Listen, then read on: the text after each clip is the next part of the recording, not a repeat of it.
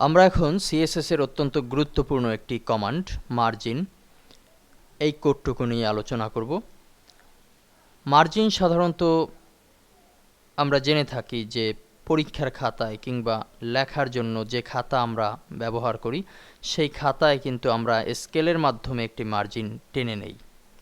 এখন এই মার্জিনটি টানার অর্থ হচ্ছে যে আমি এর বাইরে কিছু লিখব না, অর্থাৎ যেখান থেকে মার্জিনের শুরু সেখানে আমি লেখা শুরু করব। দুঃখিত, যেখান থেকে মার্জিনের শেষ সেখান থেকে আমি লেখা শুরু করব। তো এই বিষয়টি আমরা বিভিন্ন ক্ষেত্রে ব্যবহার করে থাকি, অবশ্যই সেটি সিএসএস এর মাধ্যমে।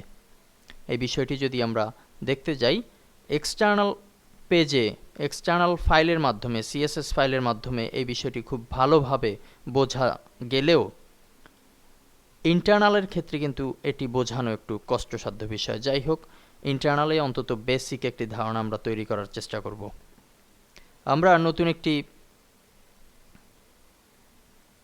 রুল, সিএসএস রুল নিয়ে নিচ্ছি, নাম দিচ্ছি মার্জিন। মার্জিন নামের এই রুল নেয়ার পরে এখন যে পেজটি আসলো এখানে কিন্তু আমরা কিছুই করতে পারবো না, কেননা মার্জিনের কোনো অপশন এই পেজের ভিতরে নেই।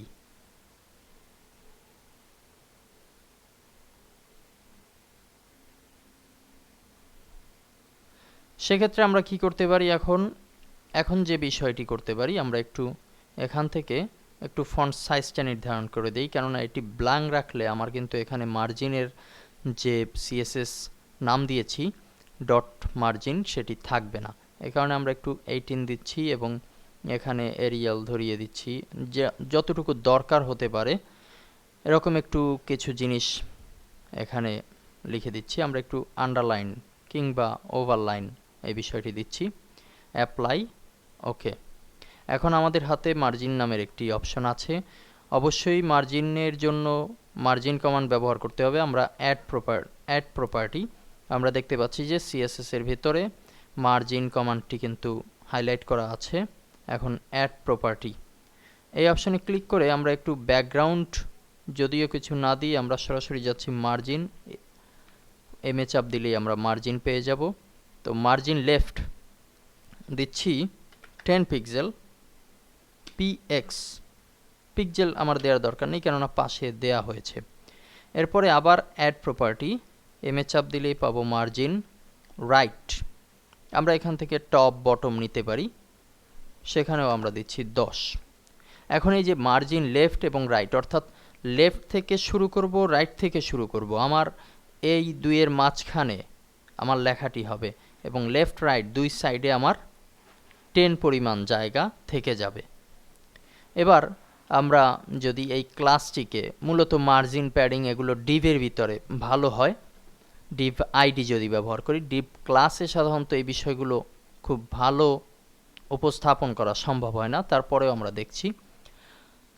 আমরা ধরুন ইউআরএনএ, এখানে যেই লেখাটি আমি এখন হাইলাইট করছি এই লেখাটিকে আমরা ব্রাউজারে কীরকম দেখায় একটু দেখে আসি। ব্রাউজারে ইউআরএনএ এই লেখাটি এই মুহূর্তে স্বাভাবিক লেখা অবস্থায় দেখা যাচ্ছে। আমরা এখন লেখাটিকে স্টাইল দেব, স্টাইল থেকে আমরা মার্জিন নামের এই স্টাইলটি ব্যবহার করছি। মার্জিন নামক এই স্টাইলটি ব্যবহারের সাথে সাথে আমরা দেখতে পাচ্ছি যে বাম পাশ থেকে কিছু জায়গা খালি, সমপরিমাণ জায়গা আবার ডান পাশে খালি। তাহলে আমরা বুঝতেই পারছি যে এখানে কিন্তু আমরা যে দিয়েছিলাম মার্জিন লেফট 10 এবং রাইট 10 দুই সমান পরিমাণ জায়গা কিন্তু দুই সাইডে থেকে গেছে। আমরা ব্রাউজারে যদি দেখি তাহলে একটু ভালো করেই দেখতে পারবো। এখানেও দেখতে পাচ্ছি যে আমরা উপরে একটি আন্ডারলাইনের পরিবর্তে যে কমান্ডটি ব্যবহার করেছিলাম টেক্সট ডেকোরেশন ওভারলাইন, সেই ওভারলাইন কমান্ডটি কিন্তু এখানে দেখা যাচ্ছে এবং এই দুই সাইডে যে 10 পিক্সেল ছাড়ার কথা ছিল সেটি কিন্তু ইউআরএনএ এই অপশনটি থেকে ছেড়ে এসেছে। অর্থাৎ মার্জিনের মাধ্যমে আমরা আমাদের ডেকোরেশনকে কিংবা দুটি div আইডির ব্যবধানকে, দুটি div আইডি যেন পাশাপাশি ঘেঁষে না যায়, এই ধরনের একটি অবস্থান তৈরি করতে মার্জিনটিকে ব্যবহার করে থাকি।